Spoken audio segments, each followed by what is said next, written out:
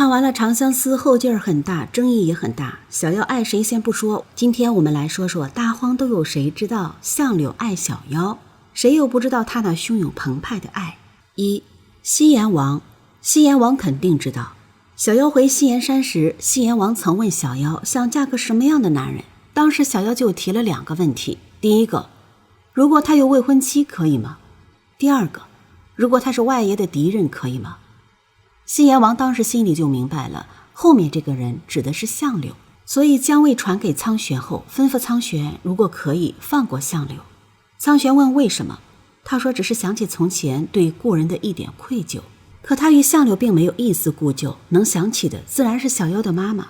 当初小妖妈妈想嫁给赤尘，他坚决不允，非要将她嫁给昊灵王，结果造成悲剧。后来小妖逃婚回来，他无比确信地问小妖，防风被就是相柳。2. 昊灵王。昊灵王肯定知道，当初昊灵王刚认回小妖时，怕小妖住不惯去看小妖，结果发现小妖对着镜子傻笑，他好奇地看过镜子里的相柳，问小妖是什么人值得你永远记忆。小妖脸泛娇羞，珍重地将镜子藏在身后，佯装轻松，只说是个认识的，好玩，过2天就抹了。昊灵王却是高深的一笑，没有追究，但却往镜子上别有用意地瞥了一眼。镜子里相柳的眼神爱意藏都藏不住，男人看男人最准，堂堂昊灵王查个人的身份还查不到吗？ 3. 苍玄。梅林刺杀，相柳千里奔袭，一人独闯陈荣山，以命拼杀，终才见苍玄。苍玄挡他放下武器，只说他是来救人的。那个时候说救人只能是救小妖。苍玄问他怎么知道，他说了蛊的事，这个蛊就相当于是他的命门。像这种隐秘之事告诉一个敌人，怎么可能是聪明的相柳？苍玄不愿意他带走小妖，问他要什么代价，他要了陈荣山的一座山峰，用来埋葬陈荣军的枯骨。那么聪明的苍玄猜不到相柳的心思吗？怎么可能？最后得到地位的人能是笨蛋吗？正因为他知道相柳喜欢小妖，所以他不但坚决要和相柳做交易，还亲口告诉小妖他的交易，来误导小妖，让小妖觉得相柳救他只是为了交易，为的就是想斩断小妖对相柳的念想。4. 涂山璟知道。这个就不用多说了，涂山璟知道相柳喜欢小妖的地方太多太多了，从清水镇就知道，多到他自己都吃味。5. 阿念知道。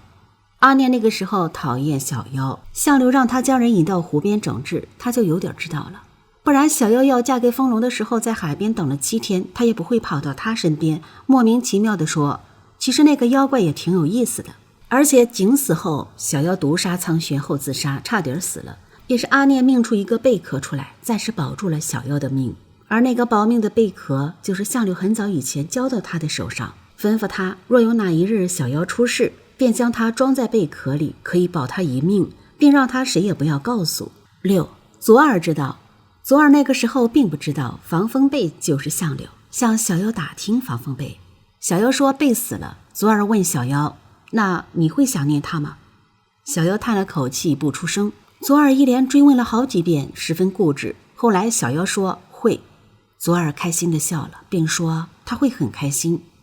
7. 毛球知道。毛球每件事都看在眼里，不用细数了。8. 帝君知道。在玉山，小妖服毒自尽后，相柳过来以一命为代价救小妖，然后又以一命为代价诱杀蛊虫给小妖解蛊。小妖与景大婚，相柳送给小妖一个大肚娃娃，这个大肚娃娃就是让帝君以自己名义送的。9. 烈阳知道。帝君知道相柳爱小妖，烈阳和他朝夕相处，肯定知道。10. 黎荣老伯知道。当初关于情人蛊还是黎荣老伯告诉相柳的，黎荣老伯还告诉他，他有9条命，但心只有1颗，一旦给出去就收不回来了。后来相柳带着小妖到黎荣老伯那里吃饭，黎荣老伯眼神就很特别，他精通蛊术，自然知道2人中了情人蛊，自然知道相柳的心意。11. 海底的鲛人知道。不用问我为什么知道鲛人知道，他们是小妖在海底37年沉睡的邻居。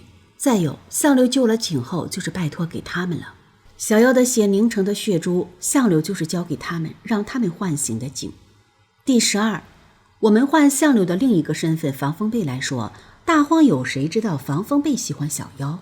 全大荒的人都知道，全大荒的人都知道防风贝去抢婚，不要命的赶去抢赤水族族长的婚，然后带走的王姬最多2个月被西阎王派去的人追到了，最后为保护王姬被乱箭射死。